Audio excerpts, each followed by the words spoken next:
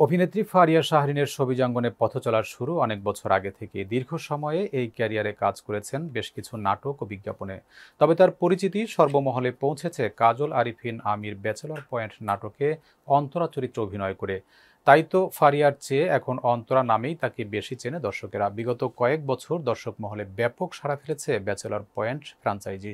ইতোমধ্যে 4টি ধারাবাহিক দেখে ফেলেছে দর্শকেরা। এবার আসছে সিজন 5। আর সেখানেও এবার দেখা যাবে অভিনেত্রী শাহরিনকে। দরজা খুলতে আসে তখন চিৎকার শুরু করি। সম্প্রতি গণমাধ্যমের মুখোমুখি হন ফারিয়া শাহরিন। সেখানে ক্যারিয়ার, কাজ, শুটিং, ভবিষ্যৎ পরিকল্পনা সহ নানা কিছু নিয়ে কথা বলেন অভিনেত্রী। জানালেন খুব তাড়াতাড়ি ব্যাচেলর 5-এর শুটিংয়ে যোগ দেবেন তিনি। এর বাইরে মিডিয়াতে অভিনেত্রীদের নিয়ে ওঠা নানা বিতর্ক নিয়ে মুখ খোলেন তিনি। বিশেষ করে অভিনেত্রীদের আয়ের উৎস নিয়ে ওঠে নানা কথা। সে বিষয়ে ফারিয়া বোঝাতে চাইলেন অন্যদের মতো তার নিজের এখনও গাড়ি বাড়ি নেই। ফারিয়া শাহরিন বলেন, মিডিয়াতে থাকলে আসলে টাকা কামানো যায়, এটা ভেরি ট্রু। কিন্তু বাংলো, গাড়ি বাড়ি আমার আসলে কিছুই নেই।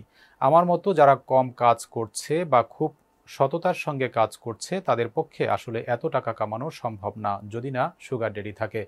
ফারিয়া শাহরিন আরও বলেন, তাই আমার ক্ষেত্রে এজন্য কোনো টাকা পয়সা নেই।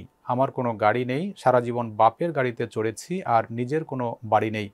আর ভবিষ্যতেও কোনো সুগার ড্যাডি হওয়ার সম্ভাবনা 100 ভাগই নেই।